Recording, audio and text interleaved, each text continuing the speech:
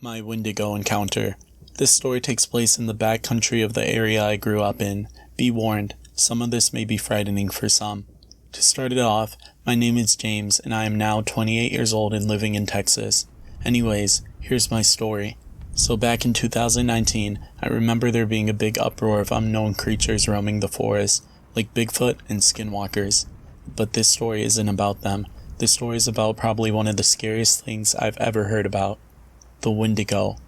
A few months after one of my friends, Jacob, mentioned this big uproar, I went to go see him. Since I had been away, enlisted in the United States Marines, I got back after being discharged, and one of the first things I did was to go and see him. We were having a good old time, and he brought up the idea of going out to a little hangout spot his now ex-girlfriend took him to when they wanted to get away for a few hours. So I decided why not. I grabbed my gun and we went out to this extremely secluded area and started messing around on the old dock that was there. It had been pretty much forgotten by the looks of it, poorly maintained, and some of the boards were almost completely rotted through. So about 30 minutes into our shenanigans, Jacob brought up the topic of the Wendigo. The name sounded a little scary, even for me. Curious, I asked him about it. He said if you went into the woods and said Wendigo 3 times, you would come across the scariest looking thing you had ever seen. Me, calling his bluff, told him to prove it. To this day, I wish I hadn't. We started walking on this little path that led deep into the thick woods, close to the Alabama state line. We walked for maybe 20-ish minutes and decided we were in a good spot. I feel like it's worth knowing that it had been raining a lot over the past couple of days, so the ground was completely saturated with water. I turned to Jacob and he dared me to do it. I stood there, in complete silence. The rest of the forest was almost silent as well, besides the tall pines swaying in the wind high above our heads. Reluctantly, I started to say it. Wendigo, Wendigo, Wendigo. Then, nothing happened. I let out a sigh of relief at the fact that nothing had happened. One of the things about mine and Jacob's friendship is that we love to prove another wrong. In our friendship of 10 years, I think it was the first time I'd ever proven him wrong at anything. We started to talk a little bit of shit back and forth at each other when we heard a noise in the distance. Me, still having the reflexes I had from the Marines, immediately snapped towards the direction of the noise that were soon turning into noises. I started to move closer to the noises, and then shortly after, we saw a few coyotes running across the path about 30 feet in front of us. I breathed another sigh of relief, but that relief did not last long. I knew something was up, I just didn't know what was. All I knew was it was time for me and Jacob to leave. As we turned to leave the woods, all of a sudden, a tall pine tree started to groan and creak as it started to come down. Noticing this, and in a moment of pure instinct, I shoved Jacob forwards as the tree came falling through the rest of the branches and landed right between us. Jacob let out a cry of terror as the tree landed, and I hopped over the tree to get to him. I could feel his heart pounding like a drum as I grabbed him by his shirt and yanked him to his feet. He was still terrified and practically crying as I screamed at the top of my lungs, "Move, Jacob! Fucking move now!" I spun him around really hard, causing him to fall to his knees. I got him up and we both started to sprint down the path and toward the direction we came. I didn't dare look back, and neither did Jacob. I was sprinting through the woods when a familiar sound came from behind me. "Jacob! Jacob, come quick!" It was the sound of Jacob's younger sister, Olivia. He turned and tried to get past me, the whole time screaming, "Olivia!" I stopped him and said, "Jacob, look at me. It's not her. Do you hear me? It's not her." Just then, another pine tree started to buckle. I saw it just in time to tackle Jacob down to the ground, and both of us were nearly crushed. I screamed at Jacob once more, "Go! Get out of here! Go now!" As I was screaming, I pulled my gun out of my waistband and aimed it down the trail in the direction of where we came. Jacob made it to the opening of the trail and turned back and noticed I was still aiming my gun down the trail. "Bradley, get out of there! Come on, hurry!" I turned and started sprinting towards him. As I made it into the clearing a good 50 feet, I turned, and that's when me and Jacob both saw it. The thing we had ushered into showing itself. The Wendigo. It stood about 9 feet tall on its hind legs. There was practically no meat on its bone. It had really skinny legs and even skinnier arms. Its skin a pale white, almost like a vampire's, but the thing I noticed most about it were its eyes, a vibrant blue, almost like a lightsaber. Having had enough fear, I raised my gun and fired it at the Wendigo. Jacob, not sticking around to see if I had killed it, turned and ran towards the car. I turned and did the same as he passed me by. That was my first experience with this so-called Wendigo, and I pray almost every night that I never have to encounter something that terrifying again.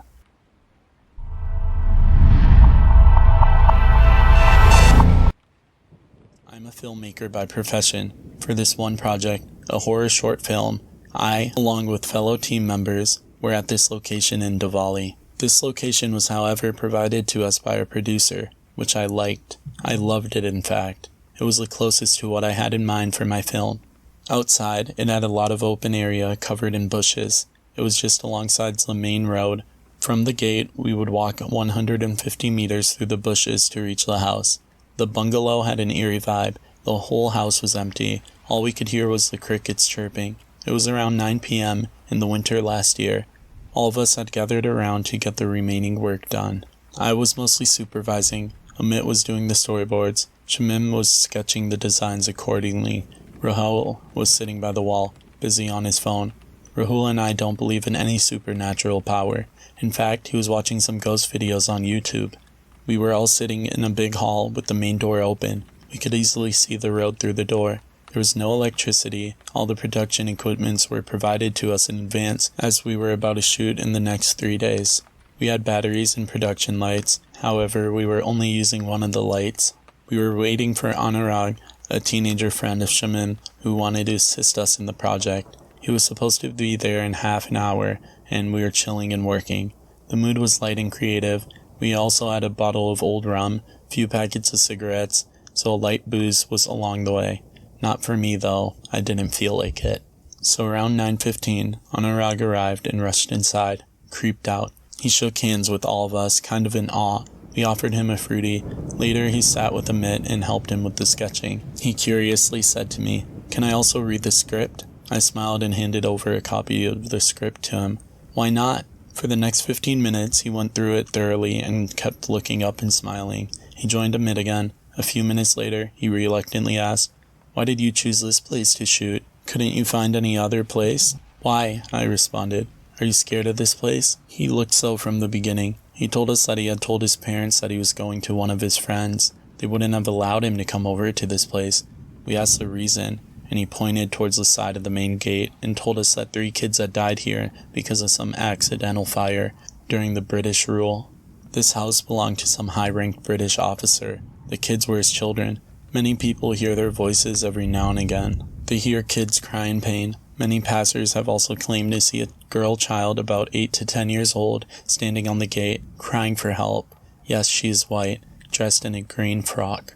This shook the hell out of Shamin and Amit. Rula and I were still skeptical, but Amit was panicking the most. He demanded that we leave now and look for another location, and Shamin joined him. Anurag looked at all the activities silently. All of us were from Mumbai. We had to look for a hotel if I left. So, with immense persuasion, we convinced them to stay for the night. We decided to keep working, and now with the music on, if anything were to happen, it would have happened by now. Rahul and I assured them that nothing is going to happen, and that we will leave in the morning, unharmed and cheerful. For the next few hours, Rahul had managed to get the mood lighter with his witty jokes. No one looked out the door. At 1:30, we decided to prepare our beds and take rest. We left the LED panel light on, opened our beddings and laid down. We talked for a few minutes more, and then everyone fell asleep, one by one. I decided to stay awake a little longer to chat with my girlfriend. We were all facing the door, which we had left a little bit open due to the odor this place had. By now, all I could hear was the snores and crickets chirping. I was engrossed in chatting, so much so that I didn't pay attention to the chirps that had gone silent. It was a sudden click. Everything was now silent and calm, but I continued chatting as it was more interesting. Then, from the corner of my eyes, I saw a figure standing and peeping through the door at me. I looked at it, and it was inside. A girl about 8 to 10, in a green frock, whose face was not visible due to the insufficient light.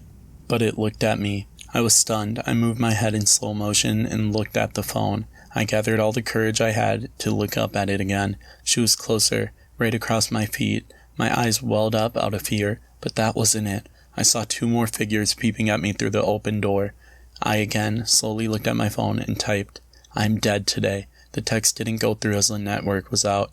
There was already network issues in this place. I could sense that the other figures had also entered the room, so I decided to turn away. I did, very slowly, locked my phone, and closed my eyes. But suddenly, I felt that my blanket was being pulled down slowly. In an intact position, I grabbed it and pulled it back up, while breathing deeply, my eyes pouring. I didn't realize when I fell asleep. The next morning, I called my producer and told him that this place was inappropriate and that the team is not comfortable shooting here. He was furious, but soon agreed. We loaded the equipment and rented an SUV and drove off. As we drove out and got on the road, I looked back at the house. 3 children, standing in the corridor, stared at me with disappointment. I guess only I could see them, because Amit too was looking in the same direction and did not react. I never spoke about the experience to anyone. I saw them, but I was unharmed. I somewhat felt guilty about not being able to talk to those kids. I never knew that I could be scared too.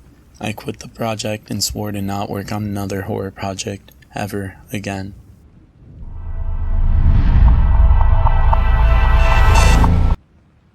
I've been experiencing unexplainable phenomena ever since I can remember. I want to engage with opinions from different backgrounds about my experiences. I'll skip to the experience itself. I'm about 10 at the time of experiencing this. I grew up with grandparents in rural Mymensingh. Theirs was a tin shed house about 100 meters away from a vehicle-worthy road. The earthen path that connected my grandparents' house to that road wound around a deep pond and went through a bamboo bush. In November of 2011, we were visiting my grandparents. My father had taken me to the bazaar in the evening to buy some groceries, and then sent me back with them and told me to come back with some money because he wanted to gamble with his old friends. While going back to the house with groceries, I heard a sound in the water as I passed by the pond. It was a splash, but a quiet and oddly drawn-out one. I stopped to see what was making that noise. There was a half moon in the sky, but the shadows of the bamboo bush fell onto the pond, obscuring my view. The water rippled and lapped. Whatever had entered the water seemed to move quietly. After straining my eyes for a bit, but able to discern nothing, I concluded that it was some kind of animal and moved on. The wind picked up while I was at my grandparents' house, and when I was going back to my father with the gambling money, the bamboo bushes were too loud for me to hear anything of what was going on at the pond. I stayed with my father and his friends for about an hour before starting my way towards my grandparents' house again.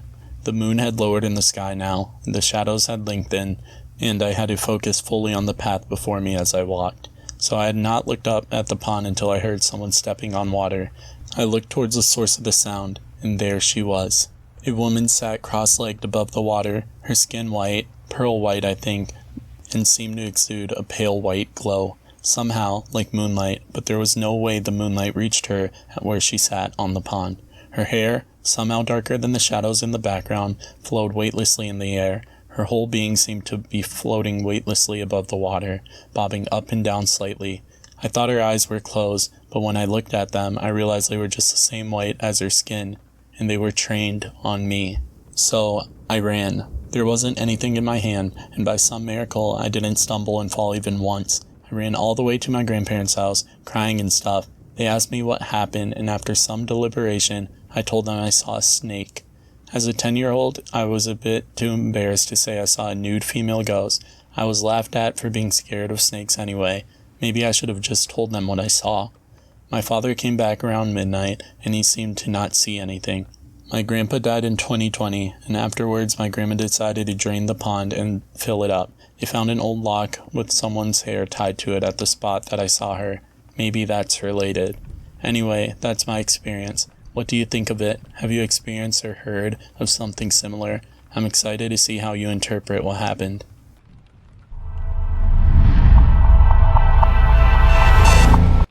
Hey everyone. I kinda stepped away from the paranormal for a while when my dad's cancer came back. That's the reason I'm writing this, to share the experiences I've had during and after the dying process.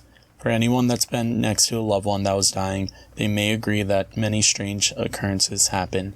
In February of 2021, my dad went in to have his vocal cords removed due to cancer.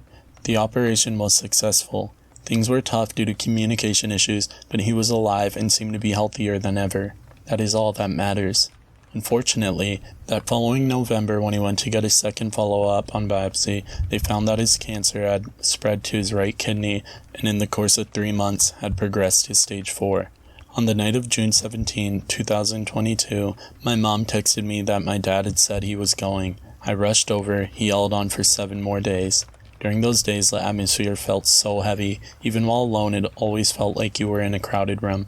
You'd hear someone pacing the hallway when everyone at the house was in my father's room. You'd hear faint conversations when no one was talking. Doors would be open after you know you had just closed them. One night, we were all with my dad sharing memories and joking around to keep the mood as light as you can in such a situation. The basic stuff. I was leaning against my mom's dresser when I felt something hit me lightly on the side of my bicep. I looked around me to find what it was, but there was nothing. So I asked if someone threw something at me. No one said they did. The best way to describe what it felt like was if someone took a balled up piece of paper and played with it until it was very soft and tossed it at you. After discussing it, we all seemed to realize at the same time that my grandmother used to playfully punch me in that same spot. It gave me both chills and joy at the thought of her saying hey. Another encounter happened to my younger sister. She was in her room when she suddenly smelled burning sage and then sweet grass. Then she heard a man say something. She immediately recognized the voice belonging to my dad's friend that was passed suddenly many years ago. Throughout that week, many of us on different occasions saw a shadow figure that would peek its head around the threshold of my dad's bedroom door. It didn't have the shape of anyone any of us recognized, so no one could really agree on who it was or what it was. A friend of my sister believed it was something malevolent, but I didn't and still do not think so. During this time, we were able to communicate with Dad through yes and no questions. We'd ask if a person that we knew who had passed was there, and he would nod or shake his head accordingly. We gathered through this that both my grandparents and 3 family friends that had passed were there, but also someone he didn't know, but said wasn't a threat. That's why I believe this figure was a guide from the other side. On June 24, 2022, at 10:45 a.m., my dad took his final breath. He was 70 years old. The moment he left, all the heaviness that had been there all week seemed to also leave, but the experience stayed and took on a new feeling. About an hour and a half after he had passed, I was outside with my sister, our cousin, and my sister's friend when we heard a car door shut. This particular door shutting can't be mistaken. It was the driver's side door of my dad's 1968 Chevy C10 pickup truck. It had belonged to my grandfather before he had passed. My dad loved this truck. It had been sitting, not running, for a long time. Just days before my dad died, my nephew decided to get it running again and gave it a wash. We think that my dad was taking one last look.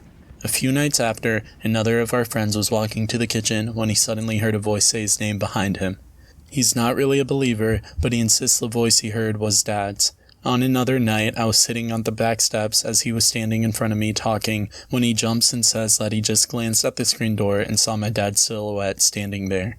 Fast forward a couple of months, things had got bad financially and I had to move back into my parents' house. My mom doesn't sleep in the bedroom anymore, so I moved into it. Same room, bed that my dad passed in. On occasion, when I'm trying to get to sleep, I feel someone lay next to me, in the same spot that my dad had laid. Sometimes I feel someone grab my big toe and yank it, something my dad used to always do.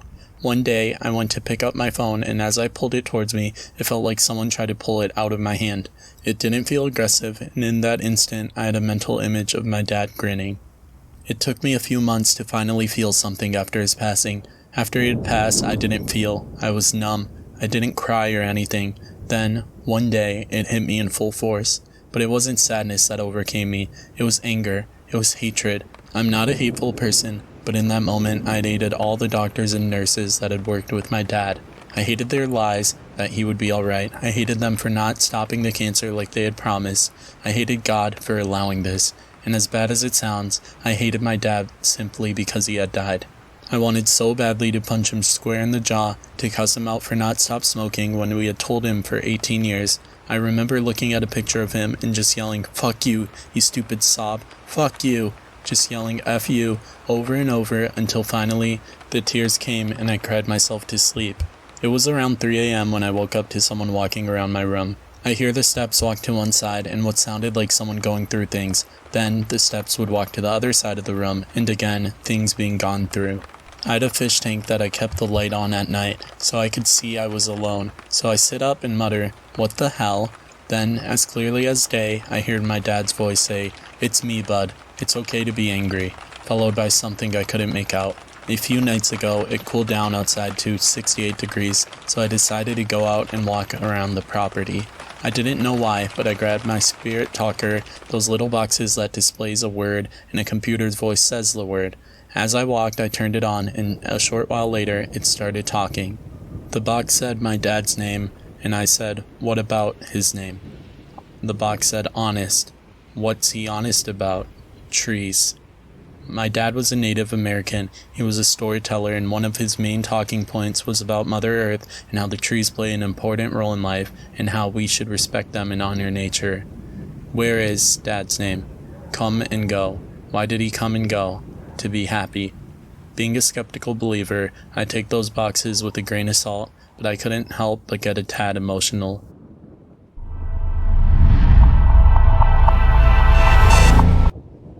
Of what this thing was or is, so I can finally have some peace. I've never told anyone this for fear of being called crazy. Please, no wisecracks or jokes. I was 16. I'm 22 now. It was around 6:30 in the morning, and I was getting ready for school. I went downstairs to eat a breakfast sandwich, and I was sitting at the bar stool in the kitchen facing the living room, downstairs bathroom, and downstairs bedroom.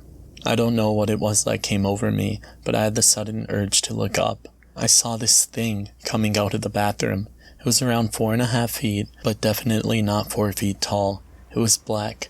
I couldn't make out if it was male or female, but I could see a neck, shoulders, arms, and legs. But the thing that scared me the most was the red eyes. They were like this haunting, fiery red from hell. All I know is that when I saw it, I could not move. This thing came out of the restroom and went into the downstairs bedroom. It either did not see me or did not care that I was there, or just plain old was not interested in me. However, the bedroom that I went into was my stepmom's mother's. She was a very mean woman. She had admitted to practicing black arts on people, and whatever that thing was, it went into the room with her. I don't know what the thing was, but I only saw it once, and I still feel its presence. I don't know if I'm really feeling a presence, or if I'm just scared because her mother has died. But why am I still feeling this thing hang around? Or is it her mother? Please, I need real serious answers on what this thing is or was. I need answers.